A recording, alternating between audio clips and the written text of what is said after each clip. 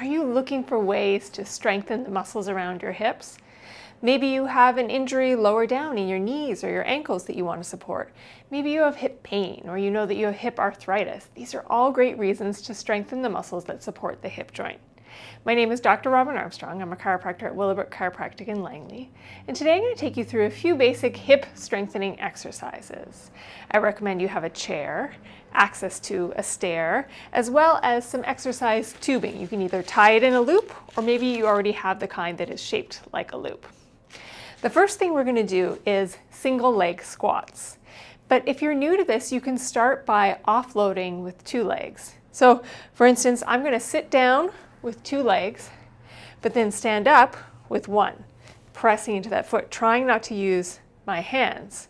Or you can do the opposite. I could sit down with one and then press up with two and repeat that. Eventually, you're going to do both directions. You're going to sit up and you're going to sit down. Just being really careful. You don't want to feel any discomfort around the knee. And this is quite tricky. We don't use these muscles very often, which is why we need to strengthen them. I would do at least 10 repeats of that exercise. Next, we're going to do a squat using our exercise tubing. So you're going to place it around your legs, above the knees. You're going to come up to standing, and then we're going to press out into the tubing, making it nice and tight, and then you're going to sit back like you're sitting in a chair. And for balance, you can use your chair behind you, graze your hips onto the chair, and then press up. That whole time, we're pressing out into the band as we go down and out into the band as we go up. So now we're working the sides of our hips as well as the back of the hips, the glute medius and the glute maximus. Again, at least 10 repetitions of that. Next, we're going to go over to our stair. So I'm going to be doing this on the bench, but that's way too high. You don't need to go that high. Just a simple staircase is good. So you're going to stand in front, facing, both hips facing the same direction. I'm going to step up with one foot.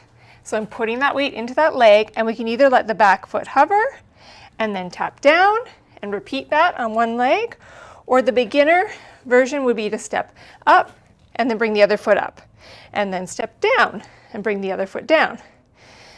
Both the going up and the going down are important parts. So if you're using two legs, make sure you emphasize it in one direction and then emphasize it in the other direction.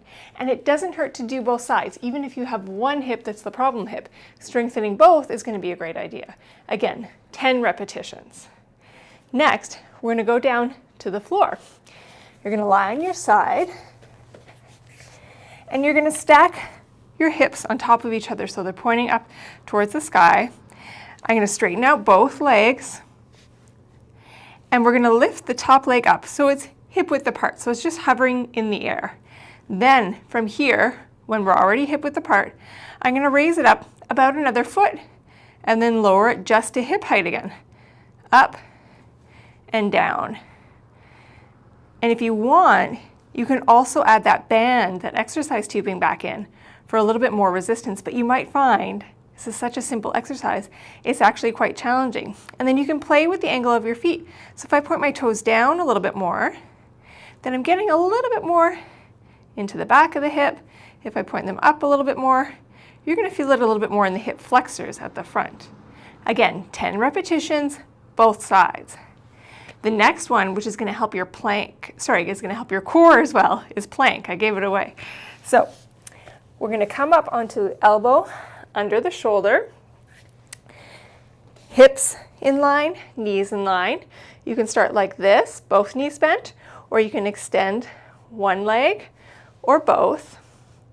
And then we're going to press up and hold. Now this time we're actually working the bottom hip, but we're working the whole line. So we're working the hip itself, the obliques of the core, and up into the lats. So we're getting the side of the hip strong, holding for 30 seconds. So you could do 3 times 10-second holds, eventually working through the different positions. Maybe you're starting at knees, one leg, two legs, and holding. These are just a few exercises you can do to strengthen the supportive muscles of the hip, the glute medius, the glute maximus, the quads, the adductors. They're all going to get stronger doing these exercises, improving your pain, improving your mobility, and your ability to be active. We post regular content under Willowbrook Chiropractic on YouTube, Facebook, and Instagram. If you have any questions about what I've talked about here today, please feel free to ask myself, Dr. Robin Armstrong, as well as Dr. Jody Freedman. We're always happy to help.